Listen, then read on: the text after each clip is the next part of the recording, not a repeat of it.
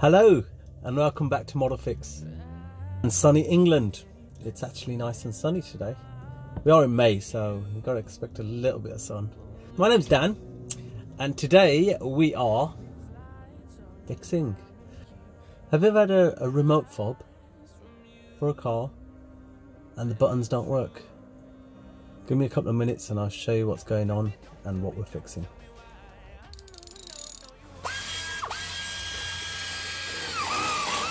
Okay, so on the key fob itself, the buttons were held together by some weird foamy stuff, and as you can see, one of the buttons is pretty much destroyed. So how it worked, I'm not sure, but I just made sure everything was laid on top of each other. So there was like a little silver springy bit, and then there was some sort of diaphragm that sat on top. So I just made sure everything was together as it was supposed to be. And then at the back of the circuit board where the battery goes on, there's a little prong that usually sits in the case. Somebody had soldered that to the circuit board.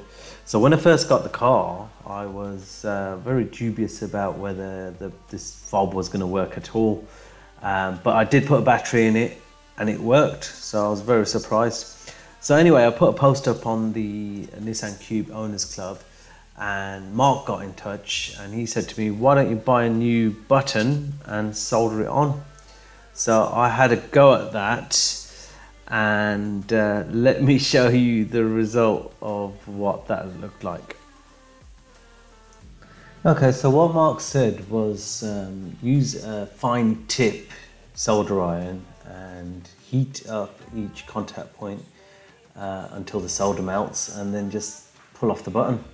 But the difficulty I had was that this is microelectronics, right? And trying to hold down the circuit board, heat up the solder, and pull the button off all at the same time proved a little bit challenging. And as you can probably see, so the button on the right that you can see is what the button should look like, and the one on the left that is mullered is the one that I had a go at pulling out.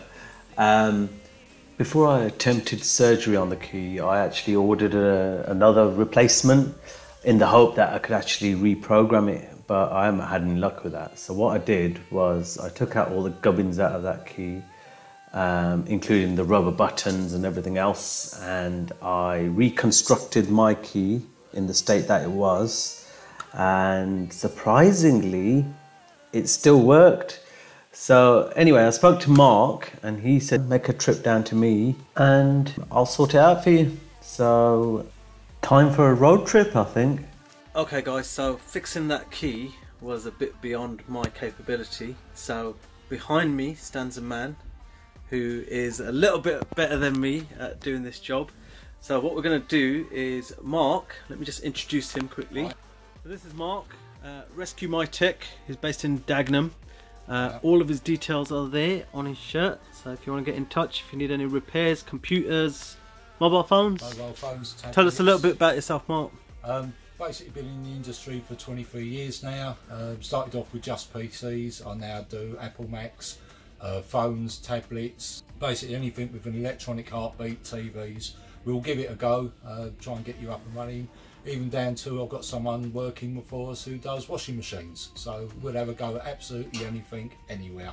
Excellent. And people can post stuff to you, Marc, as well? Yeah, and you take it in via post and it gets delivered back by post. If it's local, we've got a driver that actually comes out and will pick up. Basically East London, West Essex area, so basically as far out as Benfleet in Essex and going in towards East London, Whitechapel area. Excellent. So we'll cover all around them areas. And social media, Marc? Have you got a Facebook page or Instagram? Again, it's under Rescue My Tech, as in RESQ-MYTECH. We can put a link in the video. Yep. Email, phone. Always welcome to talk to people. Give you a hand over the phone. No obligation to have a repair done. It's just obviously we'll give the help if needed. Excellent. Okay, so what we'll do is let's move on over to the key, have a look at the state of it, and then you can show us what you're going to do. Right, okay, so Marc's just cracked open the case of the key, and inside you've got the battery on this side with the two prongs, and then you've got the circuit board here, which lifts out, And then there, Mark, let me just quickly show you something. So here on this side, yep, that's where the two prongs touch, those two prongs. And what someone had done, they had soldered these two prongs to that board, so it was sitting above there. Yep. Yeah, so I desoldered that and put it back to original spec, because otherwise what was happening was I'd put the battery in, try and shut the case, and it wouldn't shut, yeah, because the battery wouldn't like locate into that little, yeah, it was sliding all over the place. Yeah, then. yeah. Right, so this button here is still in decent condition. That one there. Yep, that one. And then if you look at the other button, what's happened to it is, Mark will lift off the, yep, so as you can see it's in bits, and then even that little metal bit there, that was just sitting on top, so I'm surprised it worked ever, to be honest. And then as you can see by the rest of the button, it's in a bit of a state because somebody, I won't mention any names, had a go at desoldering this on the advice of Mark over Messenger, and failed abysmally. So we're gonna have it done properly now. Okay, so what Mark's gonna do is he's gonna use the soldering station to desolder that button. Those four prongs there that go around the outside, you can't see with my fat finger, but okay, I'll show you with the tweezers. So these 1, 2, 3 and 4 need to be desoldered, and then a new one will go on, which are nice and ready and waiting there, and Mark's going to actually replace both. Right, what I'm going to do for the minute, just so we can stay in one place and it don't flap around all over the place, I'm just going to secure it down. It's just so it makes it easier to pull the button off. What I'm putting on now is some flux, and what it does is it actually aids the solder to melt a bit quicker. So I'm going to use a hot air station now. You'll see the solder, the flux will start melting. The ideal way to do this is to let the board warm up first, and you'll see that the solder's starting to melt to the point where I should just be able to go like that, and off it comes. Wow. And what I'm going to do now, using a bit of solder braid and a solder iron, I'm actually going to clean up the contacts here.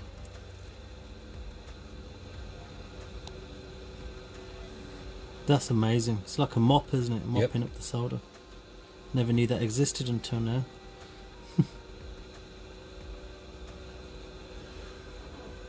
Going to put some new solder on there.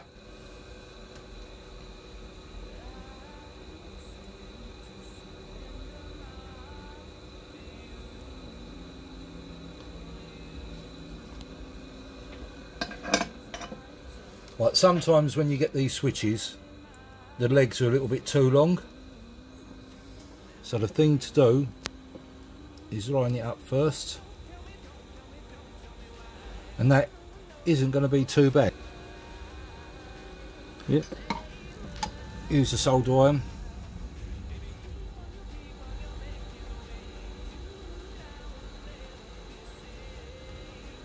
To warm the solder up.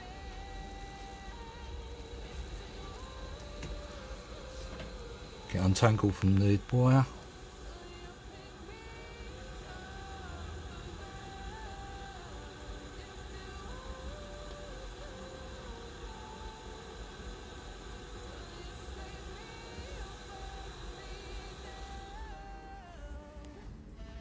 And that is job done.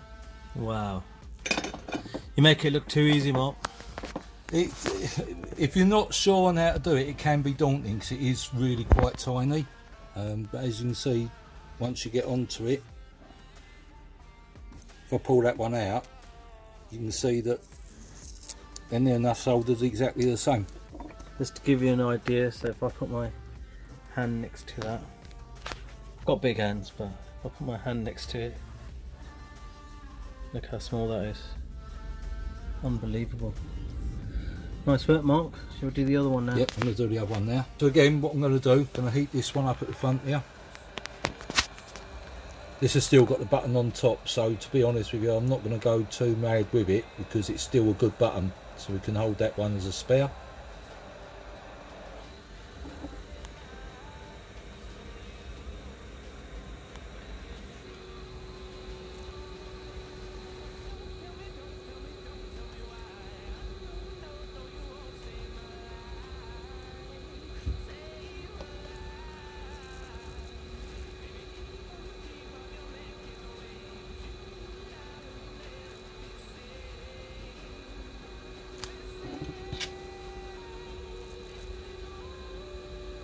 See what I mean by it flicks off.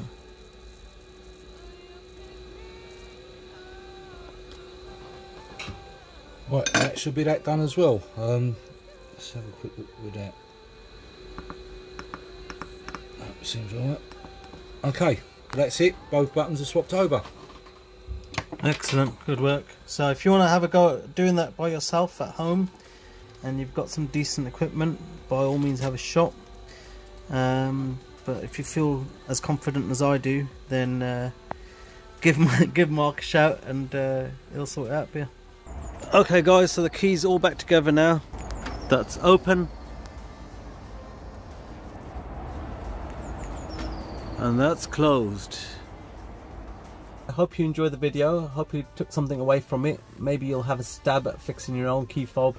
I'll put a link down below to where I got the buttons from. I think it was Amazon or eBay or one of them, and the cheapest chips anyway. So, you know, have a look at your buttons first before you order anything. And if you want to verify that you're buying the right thing, get in touch with me. But you're probably better off getting in touch with Marc, because he's the one who advised me on what to buy, and I stabbed myself before I messed it up and got him to do it. So yeah, and if you're not that confident and you're in England, give him a shout, he'll do it for you. Hope you enjoyed the video.